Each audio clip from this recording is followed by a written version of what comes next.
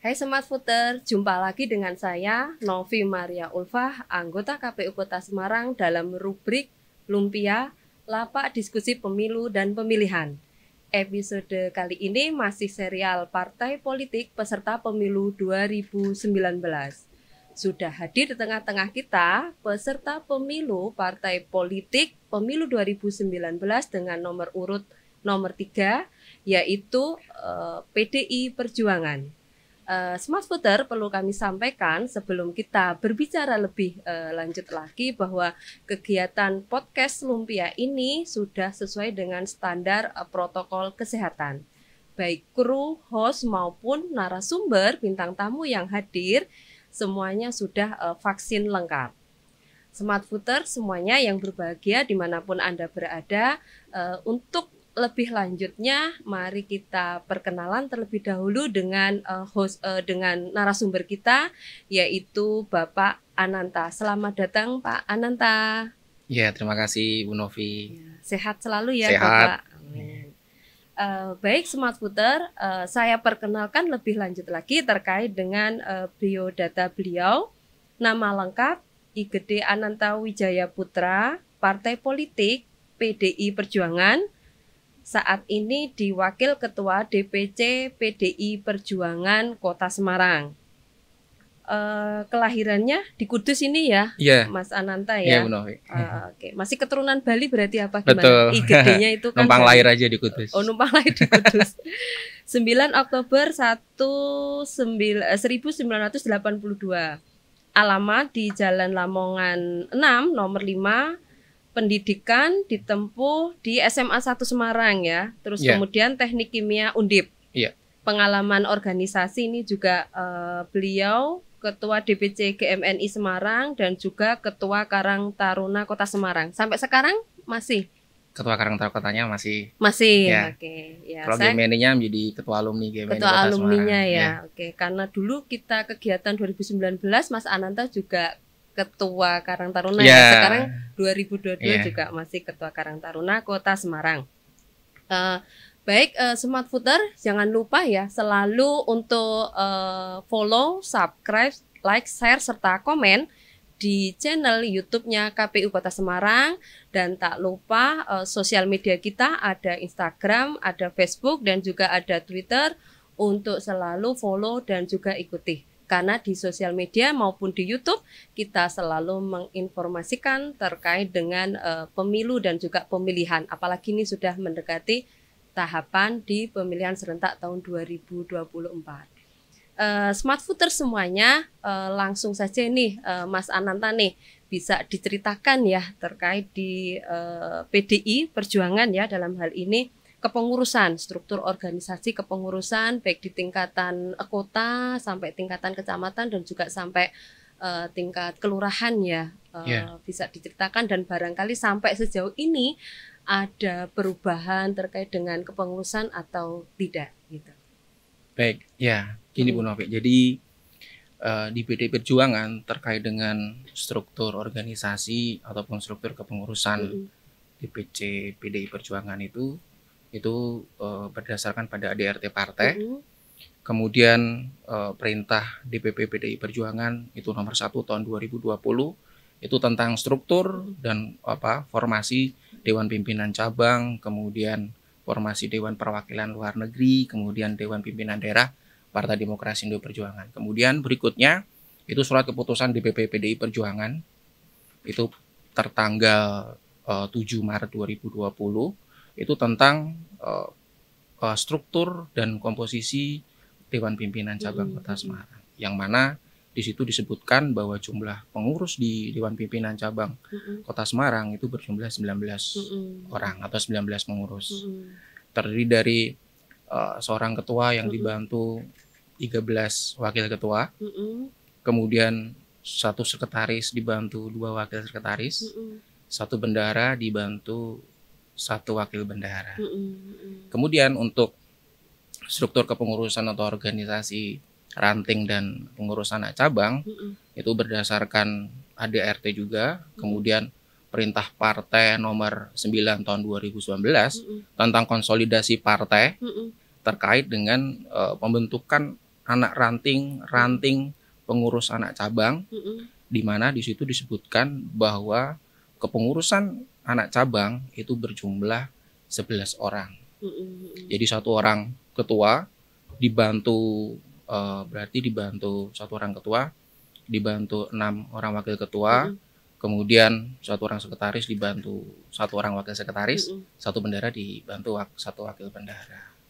Jadi jumlahnya 11.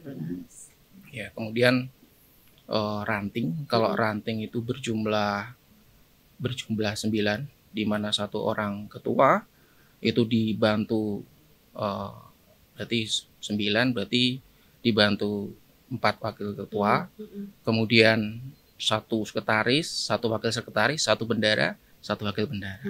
Dan yang terakhir di anak ranting atau tingkat RW itu jumlah pengurusnya ada 5.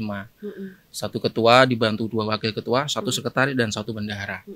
Jadi semua di DPC PDI Perjuangan Kota Semarang lengkap strukturalnya sampai tingkat RW. Ya. Oke, hafal nggak itu jumlahnya itu, Mas? Dari 16, 177 terus sampai ke bawahnya? 19, 11, 9. Oh, jumlahnya ya, pengurusnya 5. Ya? Okay. Dan anak rantingnya sekitar 4.502 anak ranting. 4.502 anak ranting. Oke, anak rantingnya ya. Jadi selevel RW gitu ya. Iya, betul. Terus ini Mas Ananta bisa diceritakan terbentuknya partai politik PDI Perjuangan di Kota Semarang itu sejarahnya seperti apa? Ya, kalau di Kota Semarang sama dengan di pusat. Jadi PDI Perjuangan itu lahir pada tanggal 10 Januari 1973. Waktu itu masih bernama PDI. Kemudian tanggal 15 Desember tahun 1999 itu berganti nama dengan PDI Perjuangan sampai hari ini.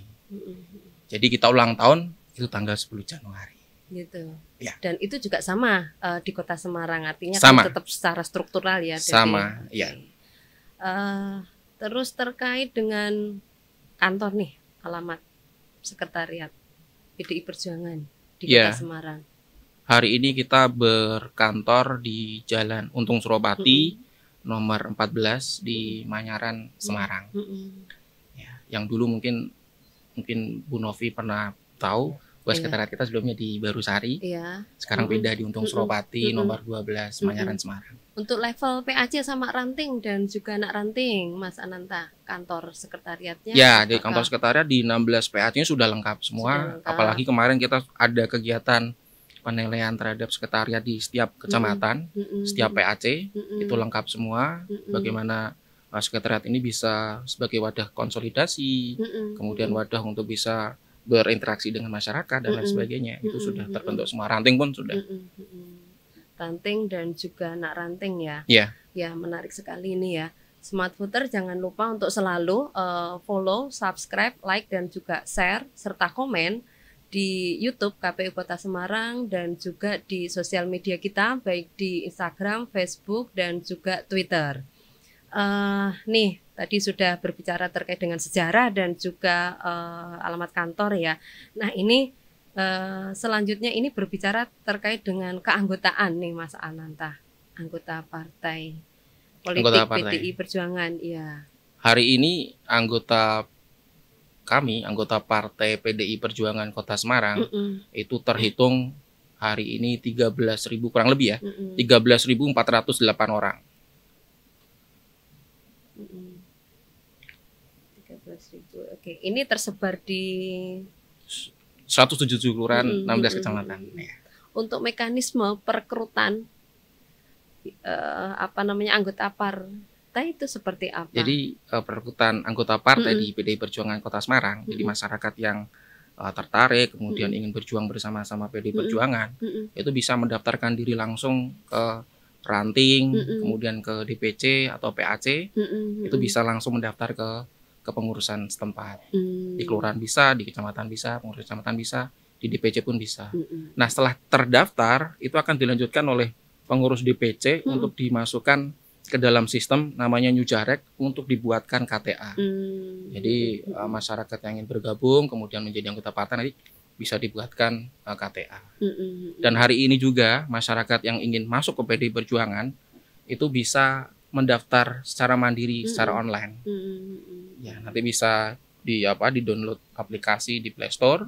Itu ada aplikasi bernama MPP. Di situ bagaimana bisa mengajukan diri untuk menjadi anggota partai PDI Perjuangan. Partai politik. Nah, kalau sudah menjadi anggota partai politik, apa metode pengkaderannya kepada mereka? Ya, jadi proses pengkaderan pendidikan politik di PDI Perjuangan itu biasa melalui konsolidasi partai. Itu sudah rutin kita laksanakan. Jadi kita rutin kita laksanakan konsolidasi partai, di mana di situ diberikan pendidikan politik terhadap kader-kader PDI Perjuangan Kota Semarang. Yang kedua, itu bisa dilakukan melalui pendidikan politik kader. Yang pertama itu pendidikan pratama. Itu bisa dilakukan oleh Dewan Pimpinan Cabang setingkat kota. Kemudian pendidikan kader tingkat madya itu bisa dilakukan oleh Dewan Pimpinan Daerah DPD atau provinsi.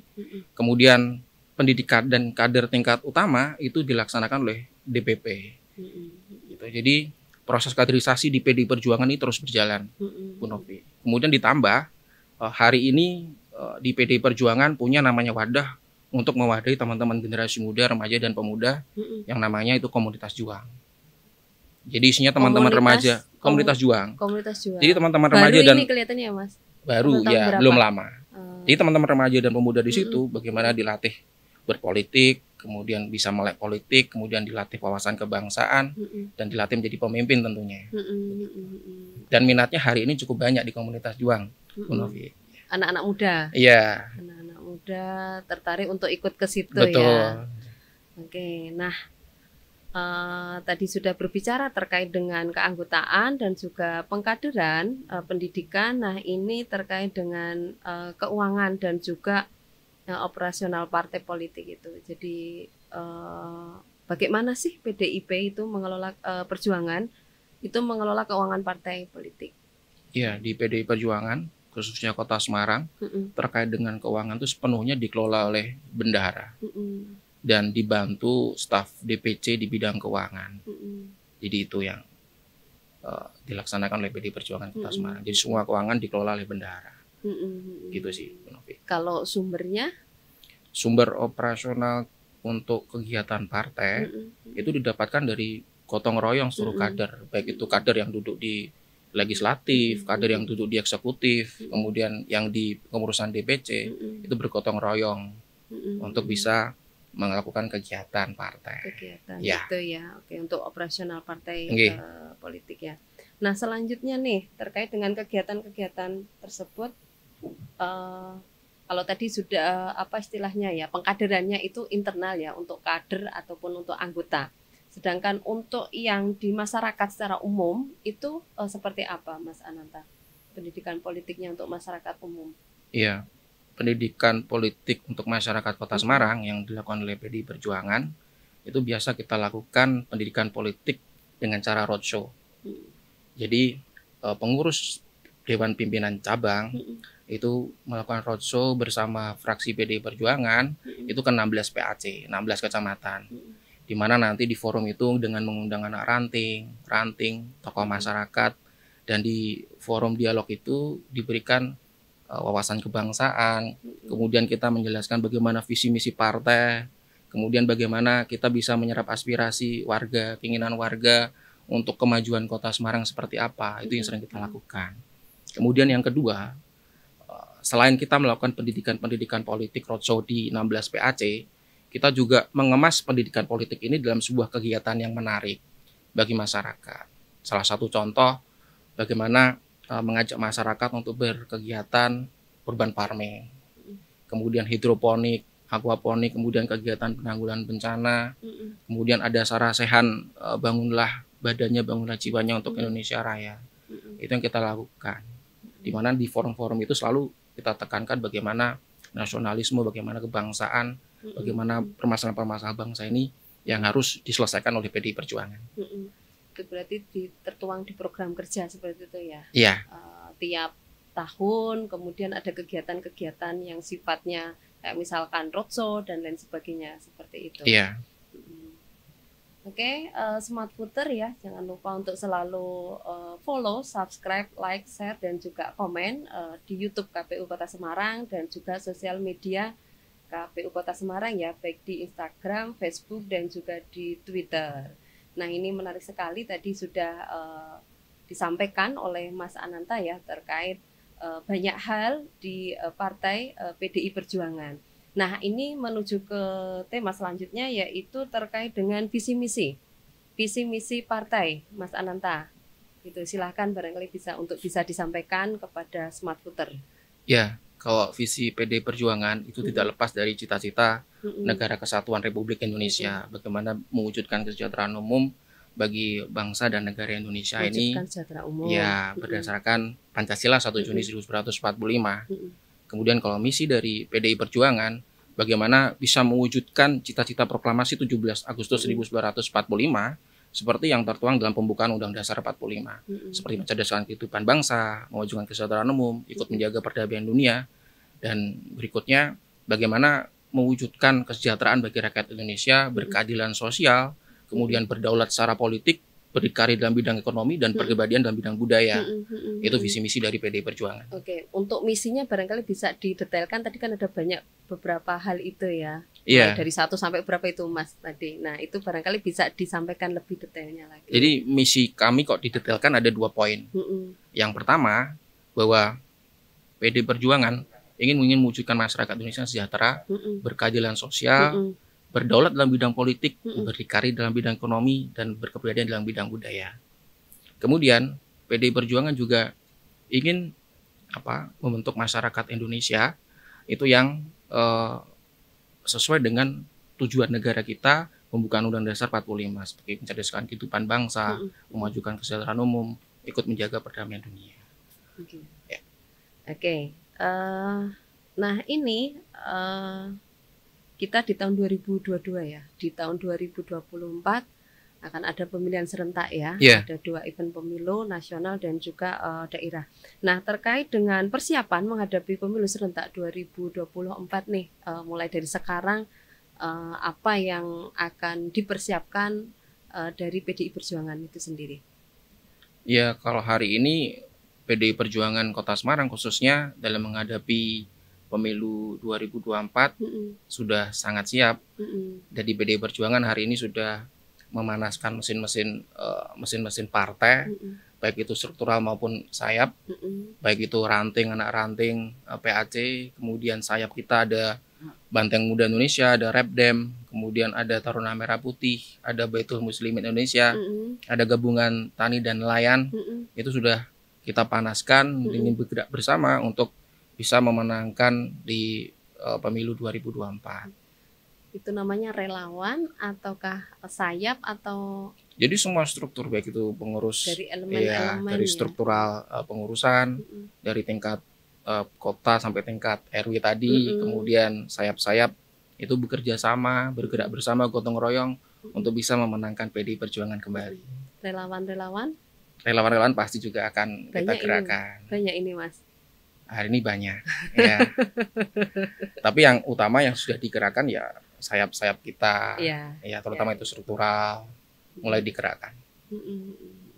Oke, ini sudah sebentar lagi sudah masuk tahapan ya untuk pemilu nasional ya, pemilu 2019 tahun ini kita nanti akan segera sudah memasuki tahapan pendaftaran partai politik, terus juga verifikasi dan lain sebagainya. Nah, Nah, ini terkait juga dengan harapan partai politik nih Mas dari PDI Perjuangan sendiri terhadap warga Kota Semarang. Iya, jadi harapan PDI Perjuangan Kota Semarang terhadap masyarakat Kota Semarang, yang pertama bahwa masyarakat ini harus paham politik, harus melek politik. Yang kedua, bahwa PDI Perjuangan itu berharap pada masyarakat Kota Semarang ini untuk berani mengatakan tidak pada politik uang, karena merusak sendi-sendi kebangsaan, merusak semuanya, merusak moral masyarakat dan lain sebagainya. Kemudian yang tiga, bahwa kita berharap masyarakat Kota Semarang itu menjunjung nilai-nilai Pancasila. Kemudian bahwa masyarakat, kita juga berharap bahwa masyarakat ini dewasa dalam menggunakan hak pilihnya atau hak politiknya. Dan yang terakhir, kami berharap PD Perjuangan masih diberikan kepercayaan untuk bisa memenangi pemilu 2024 yang akan datang. Nah ini menarik nih Mas, ada melek politik ya, no money politik, terus juga ada dewasa ya dalam hal memilih ya, terus juga bisa nanti dipercaya untuk bisa menang di tahun 2024. Nah terkait dengan upaya-upaya pelaksanaan pemilu 2024 nih ya, targetnya dari PDI Perjuangan itu sendiri seperti apa? Jadi target baik secara kuantitas maupun kualitas. Jadi yang jelas target dari PD Perjuangan untuk pemilu 2024 pasti kita berharap kita akan tambah kursi di legislatif, kemudian kita juga menang di eksekutif. Jadi eksekutif dan legislatif kita juara. Yang sekarang saat ini mungkin 19 kursi, itu mungkin bisa bertambah lagi, mungkin bisa menjadi 28, 25. Ya, harapan PD Perjuangan seperti itu. Oke, Smart Voter, menarik sekali tadi yang sudah disampaikan oleh Mas Ananta ya, Wakil Ketua DPC PDI Perjuangan di Kota Semarang, yang sudah menyampaikan banyak hal terkait dengan kesiapan partai politik PDI Perjuangan untuk pelaksanaan pemilu serentak 2024. Smart Voter jangan lupa ya untuk selalu follow, subscribe, like, share, dan juga komen di YouTube-nya KPU Kota Semarang dan juga sosial media KPU Kota Semarang. Nah nih sebelum saya closing, sebelum saya akhiri nih Mas Ananta, barangkali ada yang mau disampaikan nih, closing statement dari Mas Ananta. Gitu, kami persilahkan Mas. Ya, jadi harapan kami di pemilu 2024 nanti itu bisa berjalan dengan baik, sesuai dengan jadwal. Tidak ada penundaan pemilu, jadi tetap sesuai dengan jadwal, sesuai dengan konstitusi kita, dan proses demokrasi ini berjalan dengan baik dan lancar. Itu saja sih. Dan tentu saja saya ucapkan terima kasih buat KPU yang telah tidak lelah-lelahnya untuk bisa menyelenggarakan proses demokrasi ini untuk berjalan dengan baik. Ya, tanpa kecurangan, berjalan dengan lancar.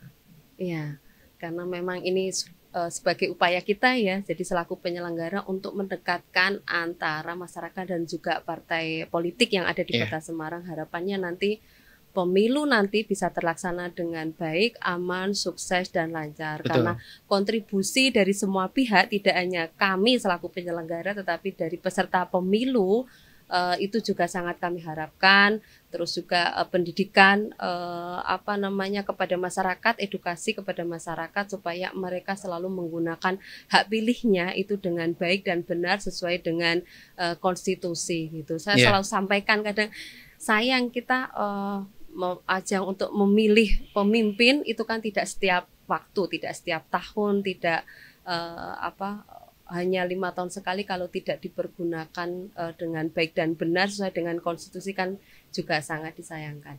Nah ini makanya salah satu upaya dari kami selaku penyelenggara itu menghadirkan partai politik peserta pemilu 2019. Ini salah satu bentuk upayanya seperti itu, karena memang kita belum bisa secara secara aktif untuk tatap muka secara langsung kepada masyarakat umumnya di Kota Semarang, supaya mereka tidak kehilangan gitu ya. Jadi informasi apapun bisa didapatkan tetap di lembaga kita, karena memang sudah kebutuhan ya di kita untuk punya media online ya, itu sebagai sumber referensi yang utama ketika mereka mencari informasi terkait dengan pemilu dan pemilihan.